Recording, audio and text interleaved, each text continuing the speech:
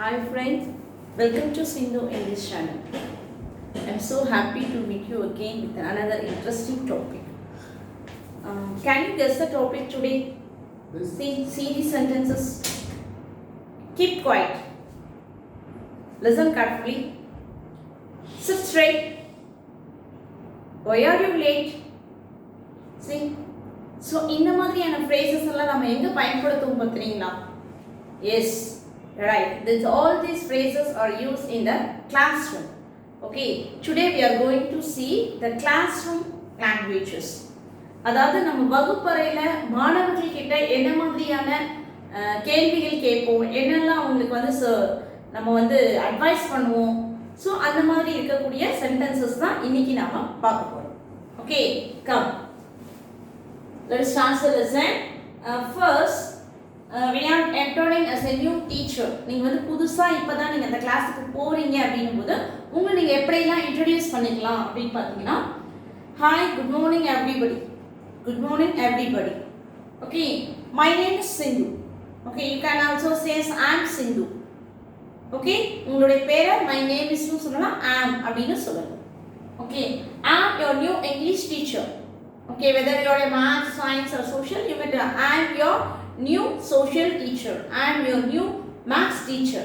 Likewise, you have to introduce yourselves. Next, how are you all?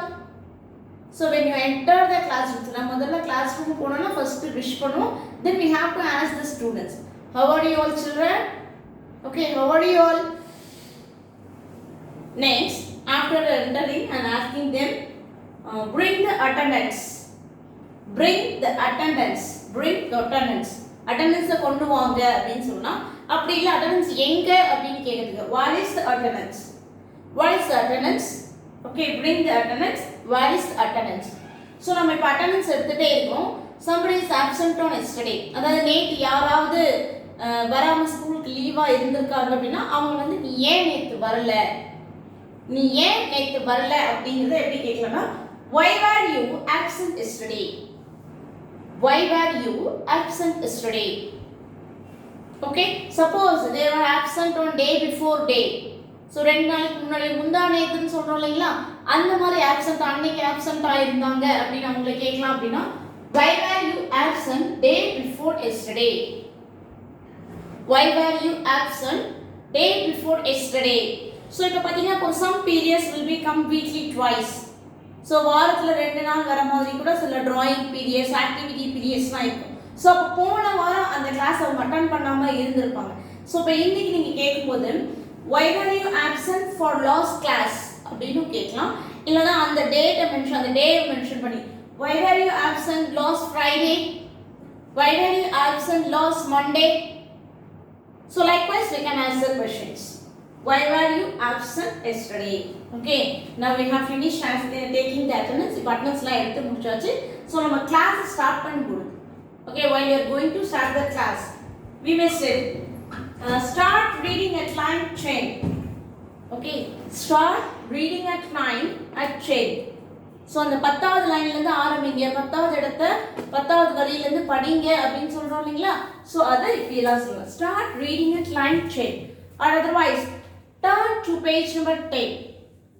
Turn to page number 10. So இந்த page எடுங்க அப்படினு சொல்றத இப்படி சொல்லலாம். Turn to page number 10. Okay, next, please raise your hand if you don't understand. Okay, இப்போ நாம ஏதாவது ஒரு விஷயம் மாணவர்களுக்கு சொல்றோம், அது மாணவர்களுக்கு புரியல அப்படிங்கறத எப்படி நம்ம கேட்கலாம் அப்படினு பார்த்தீங்கன்னா, please raise your hand if you don't understand. Understand அப்படினா புரிந்து கொள்ளுதல், don't understand அப்படினா புரிந்து கொள்ளவில்லை அப்படினு. Okay, so please raise your hand if you don't understand. யாருக்காவது தெரியல புரியல அப்படினா நீங்க கையை தூக்குங்க அப்படினு சொல்றது. Number, put your hands up if you know the answer.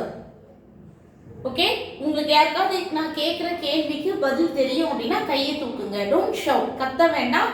Just you raise up your hands அப்படிங்கிறதுக்கு இப்படி சொல்லலாம். Put your hands up. Put your hands up if you know the answer. Put your hands up if you know the answer. Okay, then listen. Move on to the next sentences. Try to answer my questions. Okay, try to answer my questions. I will ask you again. அதாவது நான் கேட்குற கேள்விக்கு நீங்கள் கரெக்டாக பதில் சொல்லுங்க. புரியுதுங்களா? நான் கேட்குற கேள்விக்கு கரெக்டாக பதில் சொல்லுங்க. உங்களுக்கு தெரியுதான்னு பாருங்க அப்படின்னு சொல்றதுக்கு எப்படி சொல்றோம்? Try to answer my question. I will ask you again. நான் திரும்பவும் உங்ககிட்ட கேட்பேன். Okay, so listen carefully and try. நான் சொல்றதை கரெக்டாக கவனிச்சுட்டு எனக்கு ஆன்சர் பண்ண முடியுமான்னு பாருங்க அப்படின்னு சொல்லுவாங்க. Try to answer my question. I will ask you again. Next, observe carefully. Observe carefully. Listen carefully. கவனமா கவனிங்க. நான் சொல்றத கவனிங்க அப்படின்னு சொல்றதுக்கு லிசன்னு சொல்லலாம், observe அப்படின்னு சொல்லலாம். Observe carefully. Okay. How many of you without books? So சில மாணவர்கள் பள்ளிக்கு வரும்போது பார்த்தீங்கன்னா ஞாபகம் இல்லாமல் புக்கை வீட்டிலே வச்சுட்டு வந்திருப்பாங்க. ஸோ அந்த மாதிரி யார்கிட்டலாம் புக்ஸ் இல்லை, யார்கிட்டலாம் வந்து ஜியோமெட்ரி பாக்ஸ் இல்லை, ஓகே, யார்கிட்டலாம் பென் இல்லை, இந்த மாதிரி கேட்கும்போது how many of you without books? How many of you without geometry box? How many of you without graph note? How many of you without atlas? Okay, யார்கிட்ட என்ன இல்லை, எத்தனை பேர் இல்லை, சரிங்களா? யார்கிட்டலாம் இல்லை, எத்தனை பேர் வச்சு இல்லை அப்படின்னு சொல்லி கேட்குறத நம்ம இப்படி யூஸ் பண்ணலாம். How many of you without books? Okay, and next, pay attention to what I say. Pay attention. Your attention அப்படிங்கிறதும் கவனம் தான். ஓகே, listen அப்படின்னா கவனிக்கிறது, observe அதுவும் வந்து கவனிக்கிறது. ஸோ இங்கே pay attention, attention அப்படிங்கிறதும் கவனம் தான். Okay, pay attention to what I say. நான் என்ன சொல்றேங்கிறத கரெக்டாக கவனிங்க. Pay attention to what I say. Are you following me? Are you following me? நான் சொல்றதெல்லாம் கரெக்டாக கவனிச்சுட்டே வரீங்களா? ஓகே, ஃபாலோயிங் இந்த இடத்துல என் பின்தொடர்ந்து வரீங்களாங்கிறது அர்த்தம் கிடையாது. ஸோ நான் சொல்கிற அதாவது அந்த லைன்ஸை நான் படிச்சுட்டே வரேன் அப்படின்னா நீங்களும் அதே லைன்ஸை கரெக்டாக கவனிச்சுக்கிட்டே வரீங்களா அப்படின்னு அர்த்தம். Okay, are you following me? Excel. If you talk like that you will get brief from me.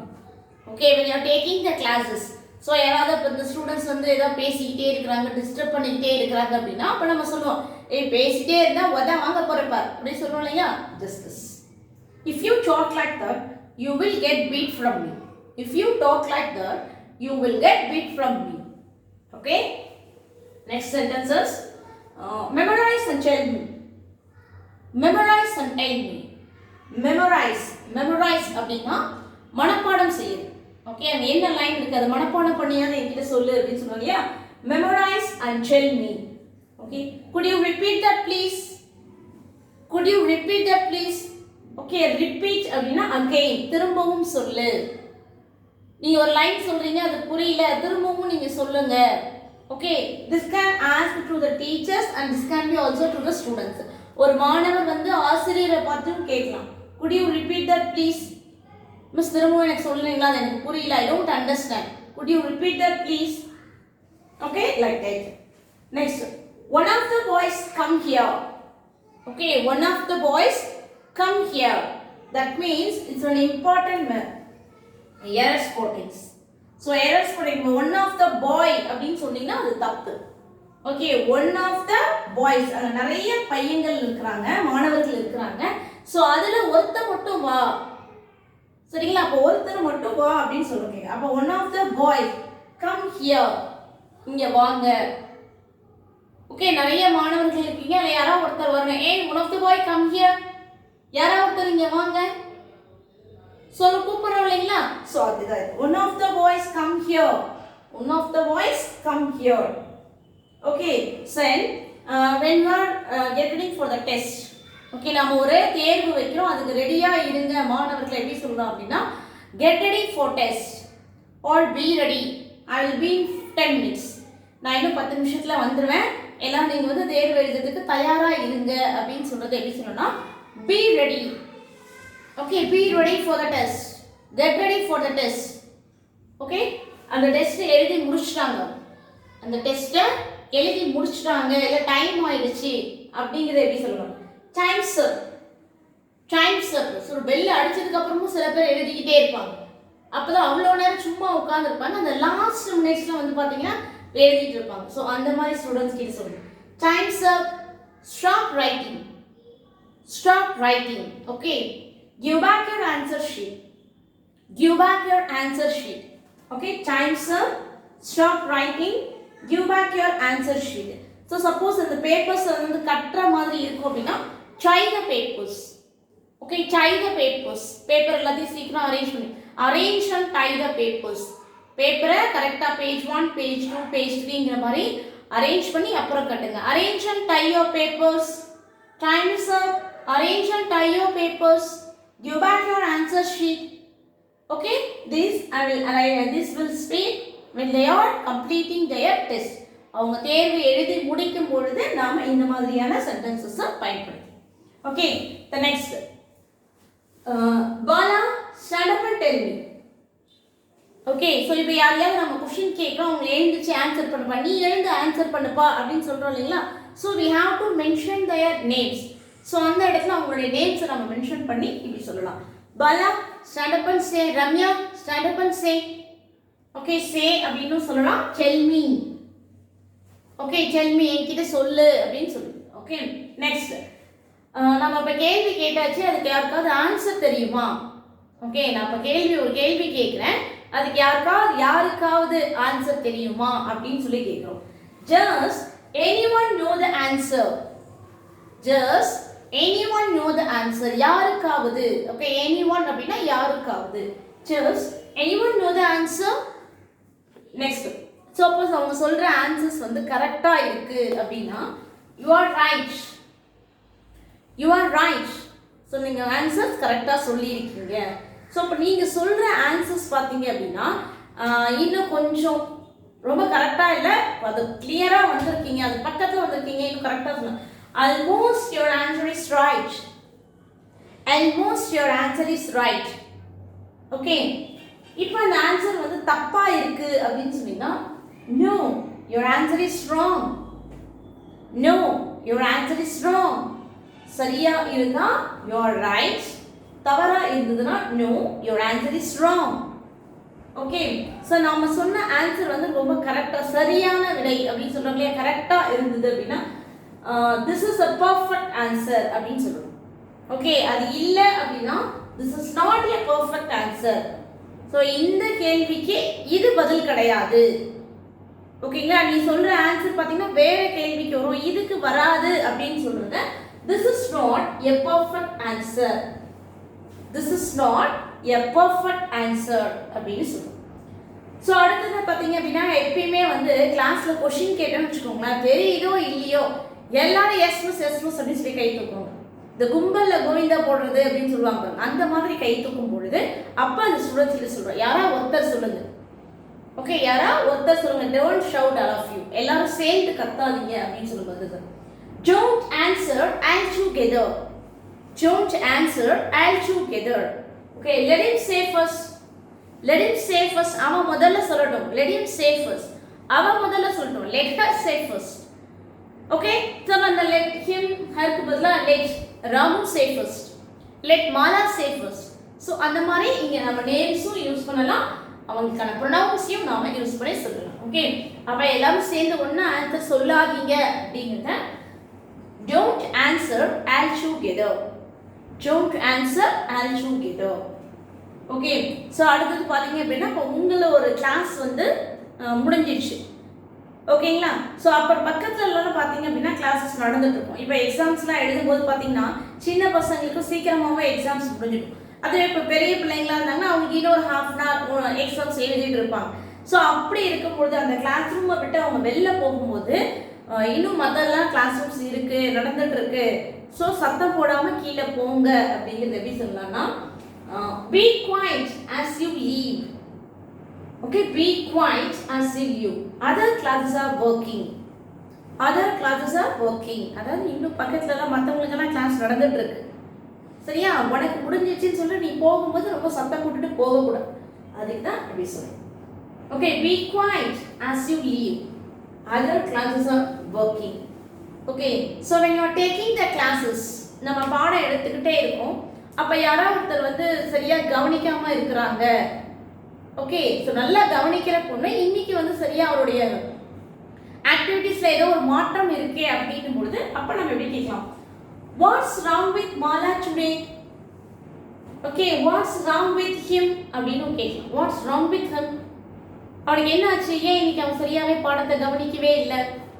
Okay, we can ask you this. What's wrong with Mala today? Okay, next பாருங்க. There will be no homework for today. There will be no homework for today. இந்த வார்த்தையை கேட்டாலே பசங்க சந்தோஷமாயிடுவாங்க. அப்பா இன்னைக்கு ஹோம்வொர்க்கே இல்ல.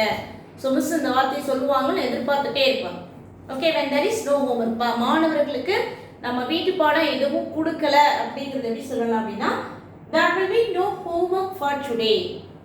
There will be no homework for today. Okay, next.